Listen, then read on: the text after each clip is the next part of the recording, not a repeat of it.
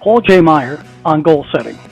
Goal setting is the most important aspect of all improvement and personal development plans. Confidence is important. Determination is vital. Certain personality traits contribute to success, but they all come into focus in goal setting. Why set goals? Dr. Gail Matthews, a psychology professor at Dominican University in California, did a study on goal setting with 267 participants. She discovered that people who write down their goals are 42% more likely to achieve them. You're about to witness an interview by Paul J. Meyer before his death, in which he explains the vital importance of using a goal planning sheet and using the goal setting formula that he discovered and implemented in all his programs.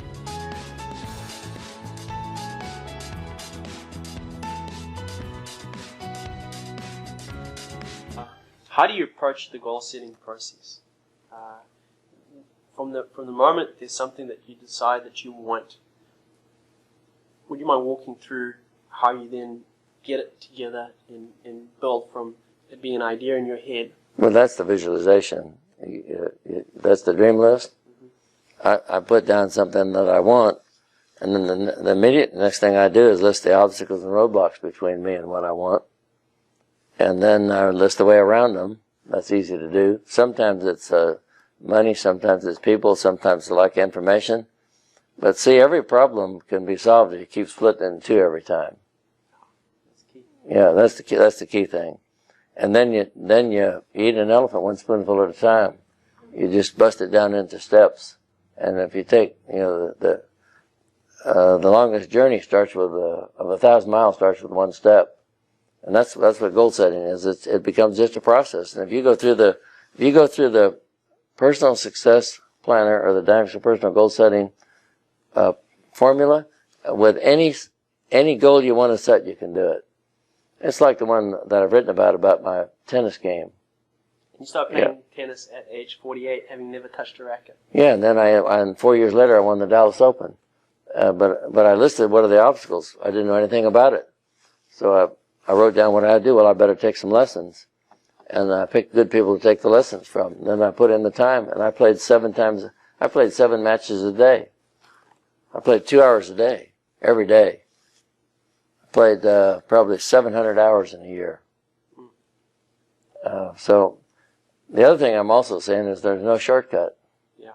I paid the price. I wasn't expecting something for nothing. And if anybody beat me, I went and studied their game. I'd come back home and practice some more on the ball machine and practice someplace else. And then end up beating them. I think that's the challenge that we see now, is that people do expect things to happen. I guess I was raised in an era where you don't quit. I never have thought about it. I mean, it's never crossed my mind to quit if there was a goal I wanted to achieve. And I was willing to pay whatever price I wanted to pay to get it done. Now, the next person may not want to pay that price. Then they need to find something that they want bad enough they're willing to pay the price to go after.